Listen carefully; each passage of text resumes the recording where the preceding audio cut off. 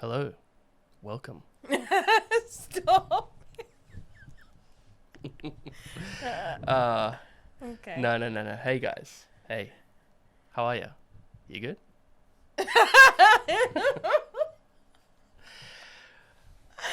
Oh, I can already see all the people gonna talk about it. Why is she laughing like that? All the comments that we've been getting. I'm just That's an ugly laugh. a I'm very, very sorry. funny guy. And He's funny, and my wife and loves it. I laugh, and this is my laughter. So Yeah. just try your Let's best to say tolerate it, mate. a wilt laugh. A baie wille lag. Van die Kaap, uit die Kaap, Cape Colour. Love it. Love Absolutely love it. So, guys, welcome to our new podcast. We're calling Yes. this I'm excited. Straight Talk with Mike and Colsey. Mm-hmm. And we're calling it that because we're just going to get to the root of our topic, get to the crux of it all, Straight talk. and straight talk with you guys. No around the bushes, no trying to hide things or whatever, going straight talk. And we actually got this name by, like last week, we were talking to one of our friends, Coffee, another king that's going to be featured on this podcast. Yes. We're not just going to be the Very two of soon. us. Every episode, we are going to interview people Yes. who might have interesting stories to tell Mhm. or different views on a topic that we want to discuss. And yeah, hash it out with them, straight talk it. So thanks, Mr. Buwafu, for the name. Mhm. Straight talk. What did he say? Straight talk, guys. Straight talk. Yeah, So we're going to keep it straight talk. I was like, that is the name we're going to run with. exactly.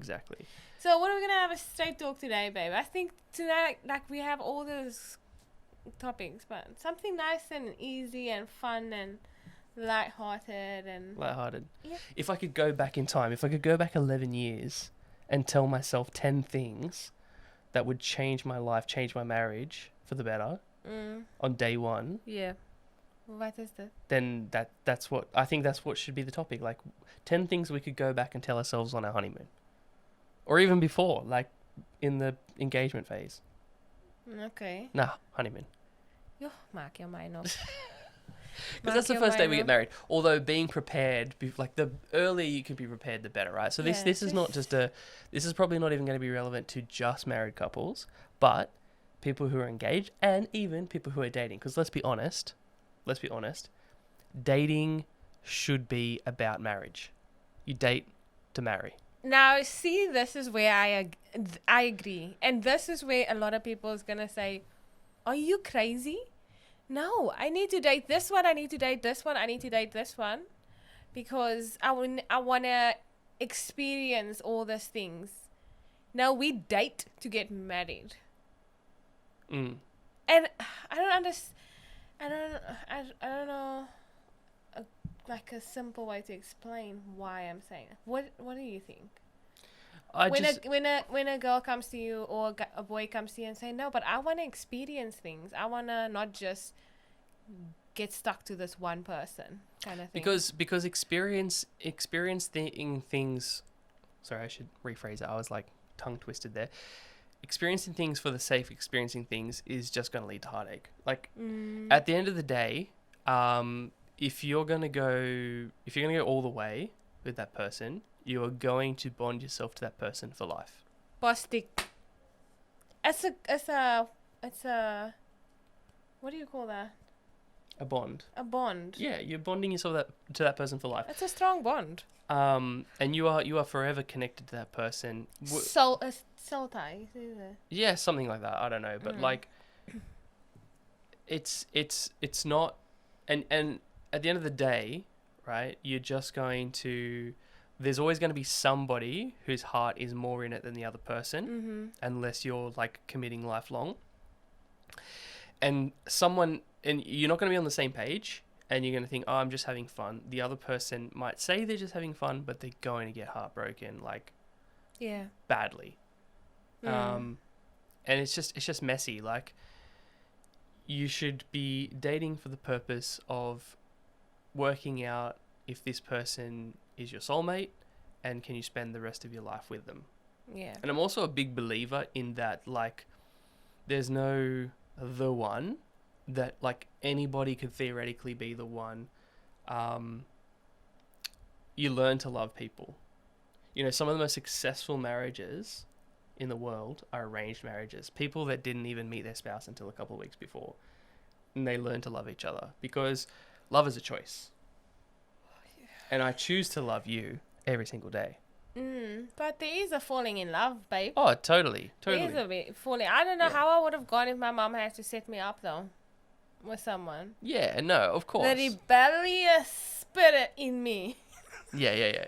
And I'm not saying marriages should be arranged. Absolutely not. I'm just saying it's an example of that you can actually choose to love someone. You can fall in love with them. And that comes in when you're married and you have days where you just cannot stand each other. You choose to still love that person. Oh, absolutely. I don't think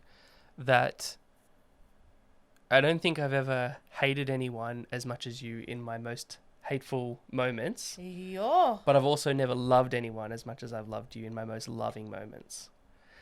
And that's marriage, right? Well, that's is that deep. you can be really, really, really upset with your partner, with your spouse. Strongly dislike. Okay, yeah, strongly dislike. Like really to the point I'm just like like seething. Like mad annoyed. Yeah. Like I cannot stand you. Like I need to take a drive. Yeah. One of those days. For sure. We have those days, but Yeah, I had a what day happens? like that yesterday. We come back to each I had a other. day like that yesterday. I'm like, I need to get in my car and I need to go. That was Anyway, like a 1%. Let's get back to give one Okay. tip. You Yeah, we start went with one totally off tip. topic there. You went.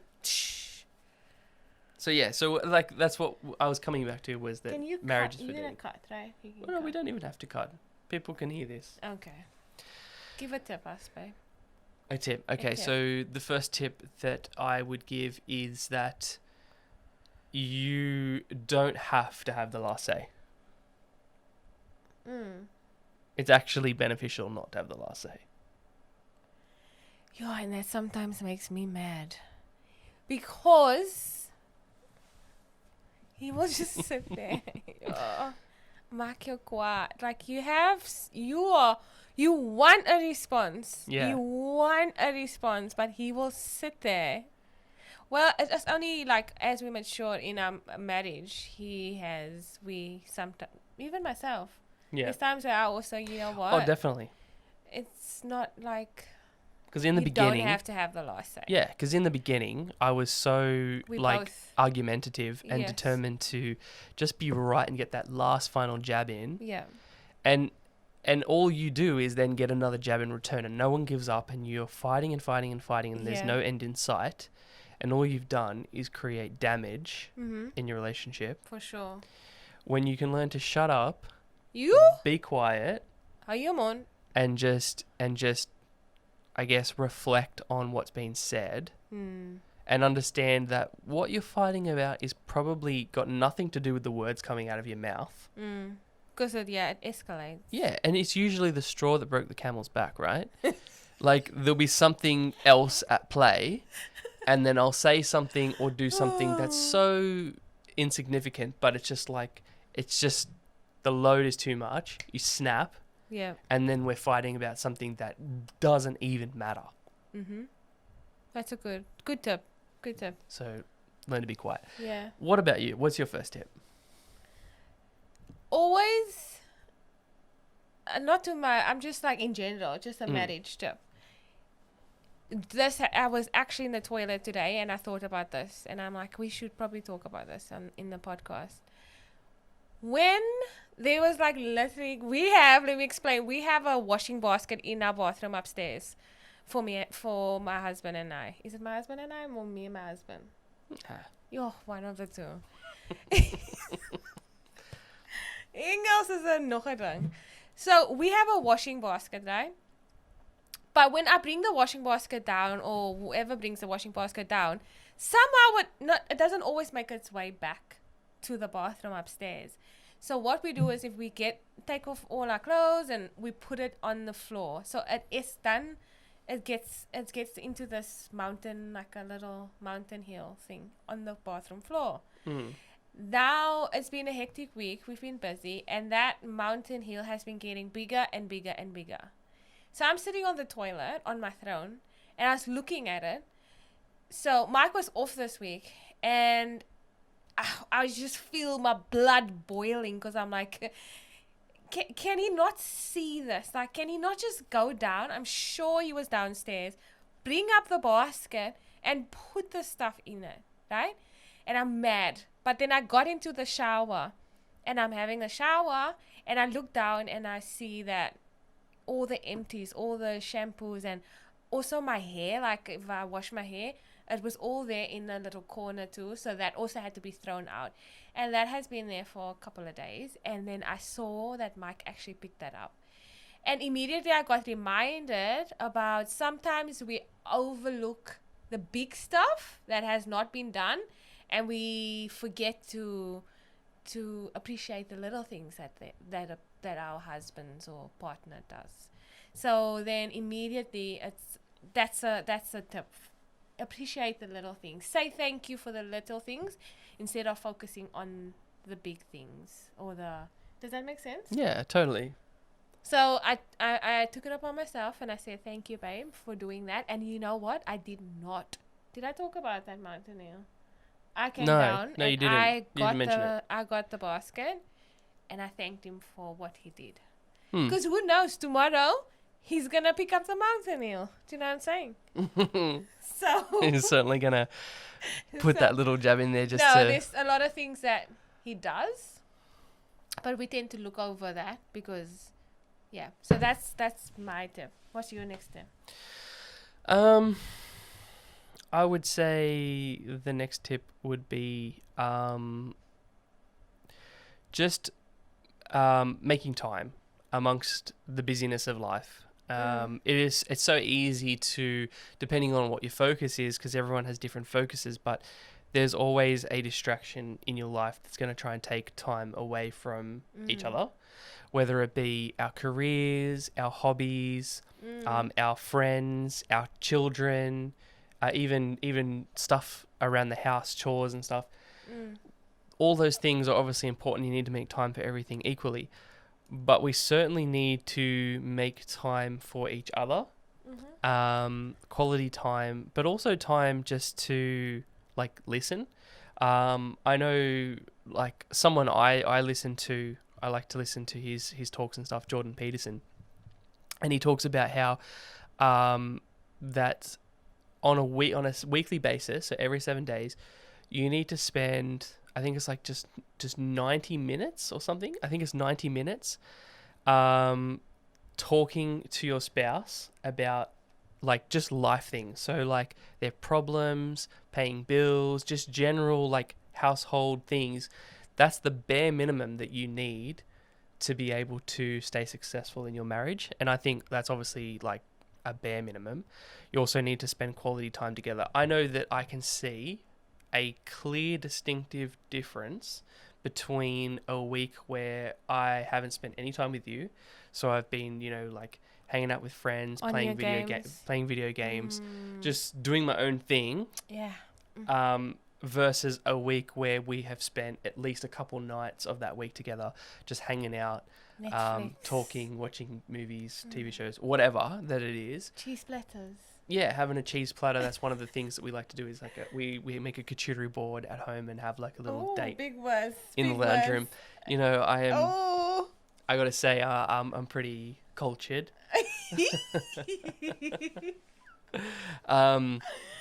But yeah, I think like making time for each other is absolutely essential. Yeah. They say that like in anything really, but like specifically cars, like a mechanic will tell you that preventative maintenance is 1/7 the cost of repairs. So like if you like if you don't maintain your car right, say it breaks down and then whatever needs repairing was $1,000, then 1/7 of that would have probably been just what it cost to maintain it instead of actually waiting for it to break down. And I feel like that's the same in relationships. The cost of not maintaining it is far greater than the cost of maintenance. So maintain your relationships, invest, spend time. Look at you with your facts. Straight facts. Straight talk. Straight talk. What about you? What's tip number 2? I don't know that we're going to be able to get 10 tips out here each before the end of this podcast, but we can certainly put in as many tips as we want. Have your own lives. Have your own things. Have your own things going. Like, I have my thing going, and Mike has his things. Like you're saying, like our own hobbies, our own interests, own interests. So even say our for own instance, friends. I did a few things before meeting Mike with my hobbies, whatever.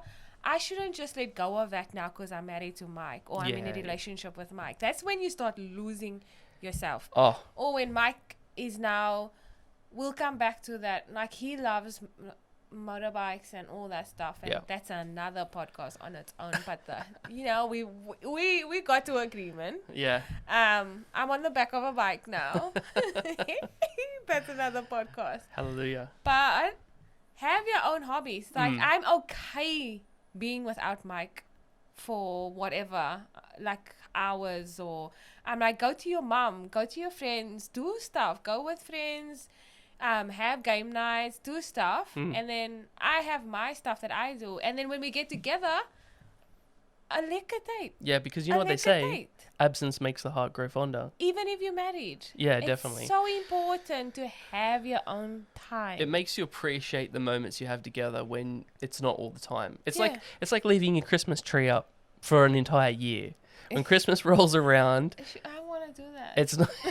It's not as special when like the 1st of December and you've had it up from January through to November. What if we leave it up and just change the decorations? Like a theme for each month? It's not a Christmas tree now. Just leave it like that for the rest of the year. We can hang chocolate eggs off it at Easter time. Yes, have an Easter tree. We're going to start a new trend. What do you think? Yeah, let's do that.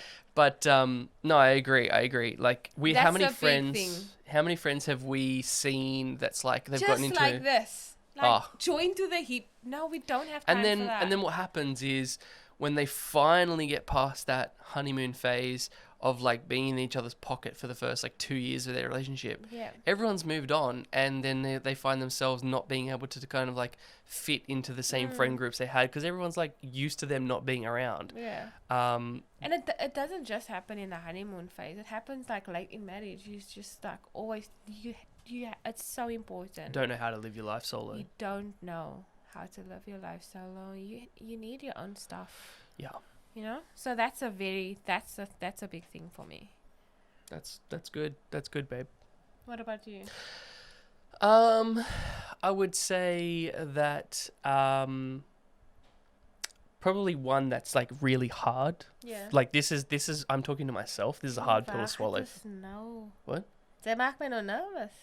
Oh, no. This is for me. I'm talking to myself. Okay. This is a hard pill to swallow for me. Ooh, okay. And that is learning to listen to your partner, like the advice that they give. Oh, Rose Price. Even if you don't fully agree with it. I think that you should definitely show that you're listening and take it on board, because there's been times where I thought that I had all the answers. I thought that I was like I was the know-it-all in this particular situation. And you've said, oh, why don't you do this, or why don't you take this action or whatever, and I'm just like, nah, you don't know what you're talking about. And I may have been partly right, or you may have been partly right, or whatever, but I didn't even give you, I guess, any enough respect to be able to just like listen to you and say, oh, I'm going to take that on board. I'm going to listen to you, and I'm going to take note of your opinion. Because I think that's like probably one of the key ingredients of a successful marriage is that you're an equal partnership, and that you both are going to bring different qualities to that relationship. And hopefully you would think that where one has a weakness, the other person might have a strength, so that you can complement each other. And that's a team, isn't it? That is 100% a team. And I think that is us. I think that we are so very different in a lot of ways. Like, Like, for instance, here's a good example. That's another podcast. Here's a good example. Cultural difference. Cultural differences, but I'm even talking about just personal differences, like our characteristics. Personalities. I am not a relationship maintainer. And by that I mean, like, I don't message people With people. when it's their birthdays or anniversaries. I don't reach out just to see how people are going. I don't really care about people, to be honest. You don't care. You just don't. I lack empathy. And like, if you're watching this, so many people are gonna say that is so true. I lack empathy, and you are probably one of the most empathetic people that I know. You absolutely care about, sometimes too much. Like, you take on stuff. Sometimes it gets a bit tiring. But you're really great because you always remind me to, message. Why don't you message your mum, see how your mum is going? Why don't you, message this person and see what they're up to? I really appreciate that because I know that it has strengthened a lot of my relationships because of her. I give her all the credit for any relationships that I've been able to maintain. Thank you, Scott. but on the other side, I am very logical, cool, calculated, and I help you with sometimes getting to the point, disconnecting from some of that like heavy stuff and being able to like, achieve things that you need to achieve. I'm more mathematical. She's more creative. We do have a lot of like, you are definitely like, I don't like to say yin to my yang because that's all very like hoopla, but you definitely like the other half. Complete each other. Yeah, you're the northern hemisphere to my southern hemisphere. Yeah. I don't know, like you're the North Pole to my South Pole. We're like polar opposites, but yet we complete something. God had a plan. Yeah. God knew what he was doing. And yeah, we are totally designed for each other. Yeah. Which is my next tip. Putting God first in your marriage or your relationship. Mm-hmm. Putting God first is very important. It's a triangle. It's a love triangle. You know what I'm saying? God on the top, number one, up there. Right there. Michael, Colleen. The more we move closer to God, what happens? The closer we become. That is very important. And there's days where we like we too tired, we make excuses, we like, oh, God will understand, but at the end of the day, it's important. And I want our boys to grow up knowing that when they have in relationship, married, God is the center of it all. Is that affecting the stuff? Yeah, if you're going to tap the table, it's going to resonate through the microphone. God has to be the center of it all. He has to. It's important. It's baie belangrik. It's baie belangrik. Very important. Yeah, like a 3-corded rope, a 3-strand rope is like infinitely stronger than a 2-strand rope. Yeah, but you told me that after we got married. It was actually in a book that I read. I don't know whose book it was, but it was like, it's really stood out. You got married. I think you sent me a text when I was in South Africa. Yeah, that book was recommended to me as a must-read before you get married. I can't remember what the book was, but that stood out to me. That was the only thing that I actually remember from the book. Well, that's probably the only thing that you had to know. I had to remember, yeah. It was a short book anyway. I think it was like 50 pages. It was tiny.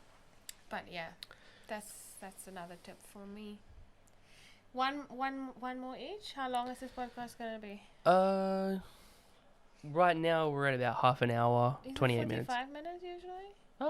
I mean, there's no limit. It's not like the podcast police is going to come out and and round us up and put us in a podcast paddy wagon if we go too long.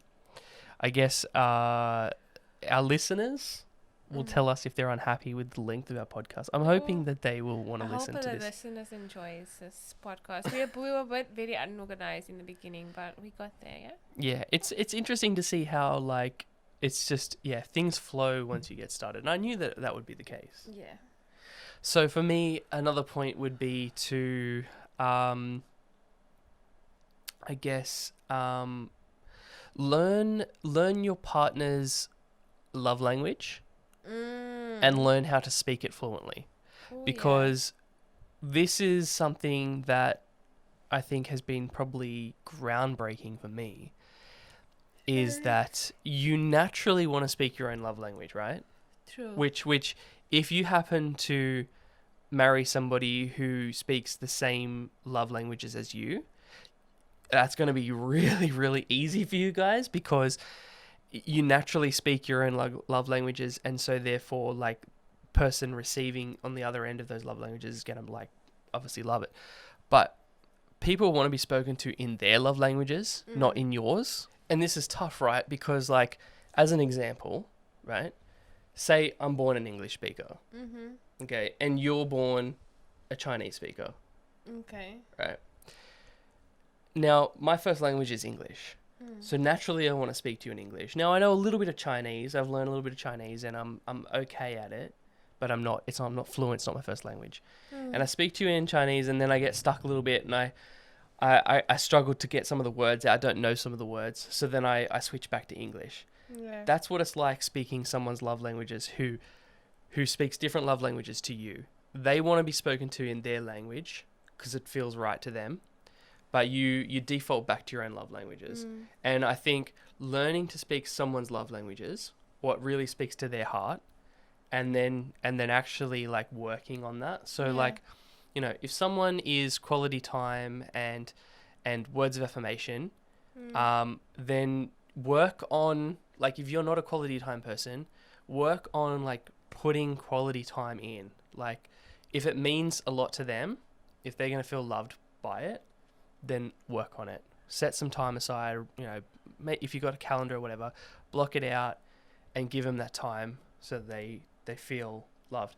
And same with the words of affirmation. Maybe you're not a very wordy person, but, you know, you could try looking up some poems and adapting it into your own words, or even just starting to write down in a notebook little things that you see that you like about them, and just, you know, in your own words. You don't have to write a Shakespeare, if they're like, you know, say like a wordy person, you don't have to write a Shakespeare novel.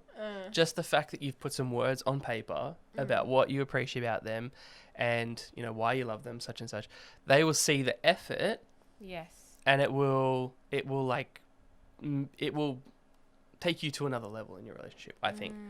So, and I know that, like, whenever you speak my love language, it's like probably when I feel the most loved in our relationship. Prachtig. Prachtig. And you know what? The other thing is, if you speak your husband or wife's love language, something happens that they just speak your love language back without even you totally asking. It just happens automatically. Like, it just happens. Definitely. Yeah, definitely. Have you noticed? Like, 100%. Like, I know. But shouldn't be like, I'm going to speak your love language so that you could speak my love. It's not a giving. Because then it's not out of a heart. It's not out of a place of heart place, like, of love. It's and your partner will pick up on it. What can I get out of this? Exactly. Yeah, definitely. Exactly. Okay. You like that one? That's a good one. Yeah. I thought about love languages for a whole podcast and stuff. But yeah, well, I mean, we could definitely delve way further into that. That's right. I didn't even talk about what ours are or anything. Yeah, I just gave examples. So yeah, let us know in the comment section below what you think our love languages are. Yeah, that would be interesting to see what they say. All right, so one more. Yeah, well, I've done more? 4 and you've done 3, so okay, you can do another one, or we could go to 10, like, in total. So that's 1 more for me and 2 more for you. Okay. I think I'm gonna give 1 more. Okay. It is keeping the flame alive. This was our word on our wedding day. Ah, yes. Keeping the flame alive, and there's so many ways how you can keep the flame alive. It is, you know, when you're married for a long time, you just don't make an effort anymore. No, stop. If you're watching this, listening, and you're not making an effort, go and wash your face and put Vaseline on it and lip gloss on your lips and use the perfume. No, but seriously, babe, you know, Make an effort. Keeping that flame alive is so important in a Yeah. marriage. There's so many things. Have date nights. Keep things spicy. Yeah. Spice it up. Yeah. You still date. It's like you're dating still. Like, you know? Yeah. Still Yeah. get Yeah. butterflies. You still make me weak in my knees. Yeah, totally. And I mean, you can like, I know some couples, especially like young couples with like young kids, might find this really tough. But I mean, Yeah. you can make time literally anywhere and make anything special. Like for instance, Exactly. you can wait till the kids go to bed. You know, put them to bed at 7:30, whatever. I mean, still pretty early. You can then, you know, slip into something nice, put a dress on, whatever.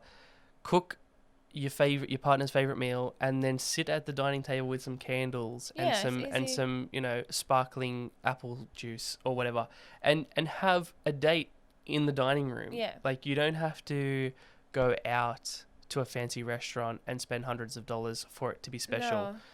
The fact that you have made some form of effort, Yeah. sat across from each other, looked into each other's eyes. The little things. Yeah, totally. Keeping things spicy. Chase each other around in the house. Or, you know what? Even if you put your kid to sleep and you tired, you're like, I don't have time for that. I'm tired. You don't understand. I get it. I have 3 boys. Mm. If you put your kid down, put on a song, your favorite love song, and just have one slow dance. That takes like 3 minutes. Do you know? Little things. It's the little things in life. Go and stand at the beach. Have a picnic.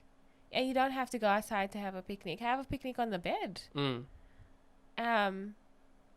And just you know, even during the day, I like it when Mike gives me little compliments. Sometimes I'm like, stop, it's enough now. But little things, you know, it's like stop, don't stop. Like the boys. But you know, yeah, our boys I'm never. our boys is like, Mom, no, Dad, no, get a room, ew. But they love it, eh? Our boys loves it. Just little things, how you talk to each other. Yeah. While you're driving, holding hands, little things. Keep things spicy. And wash. Wear deodorant. It smells good. Yeah, when Mike smells nice, it's over. It's done.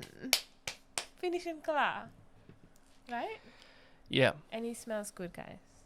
Can you smell him right now? Smells good. Smells good. Yeah. So I don't know. I think that's probably. Yeah. That was quite a few. That's quite a few tips. Yeah. There's eight tips. That's 4 enough. from each of us. Not too much. Yeah. Just. And I mean, look, there's no reason why we can't do a part 2. Yeah. Let us know if the listeners would like a part 2 on this particular topic. Mm-hmm. Let us know. Get in touch. And yeah, we'll obviously, we've got a few ideas for future episodes. What are we gonna do? What's our schedule? Once a week? I think we're gonna do once a week, right? You want to do once a week? I think we can do what? You don't want to do? You want to do less frequently or more frequently? Probably more. Like More than- No, once a week. It's a podcast. We're gonna put a lot of pressure on ourselves if we get more than once a week. Let's not put too I much think pressure that on one ourselves. day a week is gonna roll around really fast, Yeah. and we're not. It's And gonna. also the topics, we can have a think about it, get people in and all that stuff. So Yeah, once and a definitely week. even probably put some polls up or something for like what you guys want to hear us talk yeah, about. maybe we should start like a little Instagram page and stuff. Yeah. For sure. Straight talk There's a lot with to think Mike and about. Kelsey. Anyway, guys, I think we'll wrap it up there.